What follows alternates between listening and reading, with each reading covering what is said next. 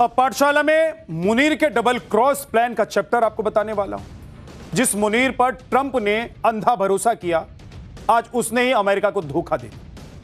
आज आसिम मुनीर के बारे में जो खुलासा हुआ है, उसे सुनकर अमेरिका के राष्ट्रपति डोनाल्ड ट्रंप खुद को ठगा हुआ महसूस कर रहे हैं। दूसरी तरफ ट्रंप के करीबी लोग भी कह रहे हैं और करो पाकिस्तान पर भरोसा। जिस आसिम मुनीर को डोनाल्ड ट्रंप ने अपना फेवरेट आर्मी चीफ कहा, व्हाइट हाउस में बुलाकर लंच करवाया, आज उस मुनीर ने ट्रंप की थाली में छेद कर दिया। अमेरिकी रिपोर्ट के मुताबिक पाकिस्तान ने ईरान युद्ध के दौरान अपने एयरबेस पर ईरान के मिलिट्री विमानों को छुपाने के लिए जगह दी थी। पाकिस्तान ने ऐसा इसलिए किया ताकि अमेरिका के हमलों से ईरानी मिलिट्री विमानों को बचाया जा सके। अब सोचिए कि पाकिस्तान का जो दोहरा चरित्र है, डबल चेहरा है, तो कैसा है।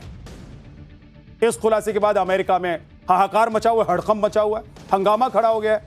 लोग कह रहे हैं कि एक तरफ पाकिस्तान अमेरिका और ईरान के बीच मध्यस्थता कराने की नाटक कर रहा है और दूसरी तरफ अमेरिका की पीठ में छुरा घोंप रहा है। इस खुलासे के बाद पाकिस्तान भी घबराया हुआ है और इस रिपोर्ट को एक अफवाह बताया जा रहा है। उधर नेतन्याहू भी ये कह रहे हैं कि पाकिस्तान पर भरोसा करना सबसे बड़ी गलती है। पाकिस्तान के लिए एक कहावत पूरी दुनिया में मशहूर है कि चोर चोरी से जाए, हेरा फेरी से नहीं। मुनीर को लेकर खुद पाकिस्तान के लोग मानते हैं कि ऐसा कोई सगा नहीं जिसको इन्होंने ठगा नहीं। लेकिन इस बार ट्रंप को डबल क्रॉस करके मुनीर ने सबसे बड़ी गलती की। अमेरिका के CBS न्यूज के मुताबिक पाकिस्तान ने युद्ध के दौरान ईरानी सैन्य विमानों को अपने एयरबेस पर छुपाने में मदद की थी। रिपोर्ट में अमेरिकी अधिकारियों के हवाले से बताया गया कि पिछले महीने 7 अप्रैल को सीज फायर के ऐलान के कुछ दिन बाद ईरान ने कई विमान रावलपिंडी के पास पाकिस्तान एयरफोर्स के नूर खान एयरबेस पर भेजे थे। इन विमानों में ईरानी एयरफोर्स का RC-130 विमान शामिल था।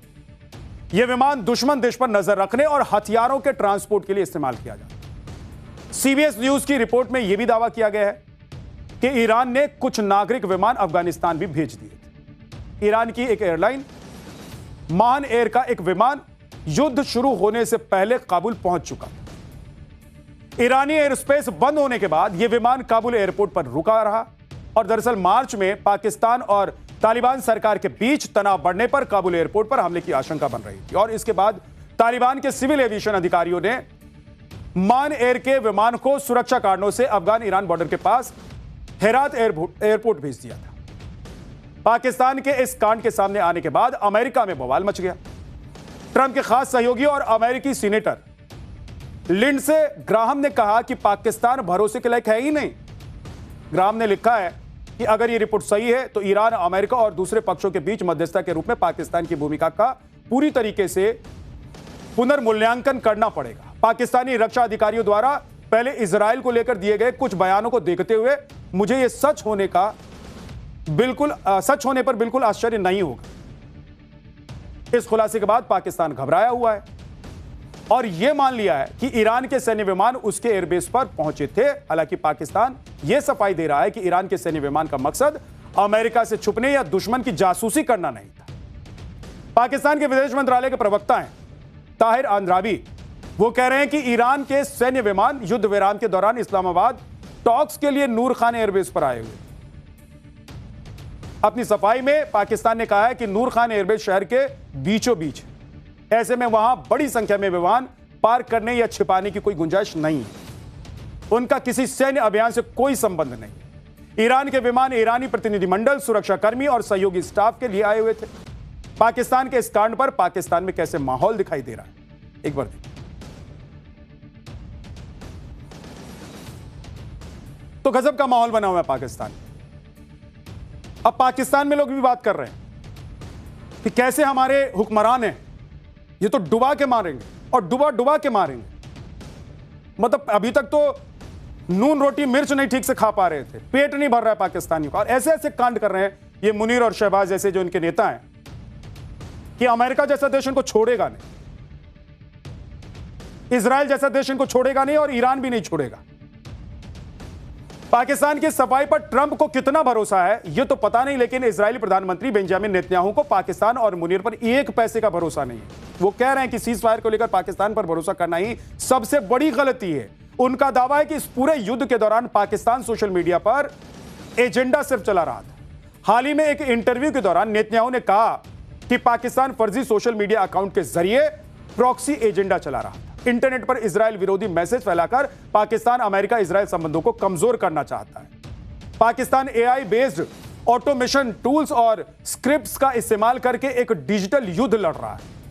इससे पहले भी नेतन्याहू ने पाकिस्तान को चेतावनी देते हुए कहा कि जो देश ओसामा बिन लादेन जैसे आतंकवादी को पनाह देता है उस पर किसी तरह का भरोसा नहीं किया जा सकता है। जरूरत पड़ी तो पाकिस्तान के खिलाफ इजराइल कार्रवाई करे।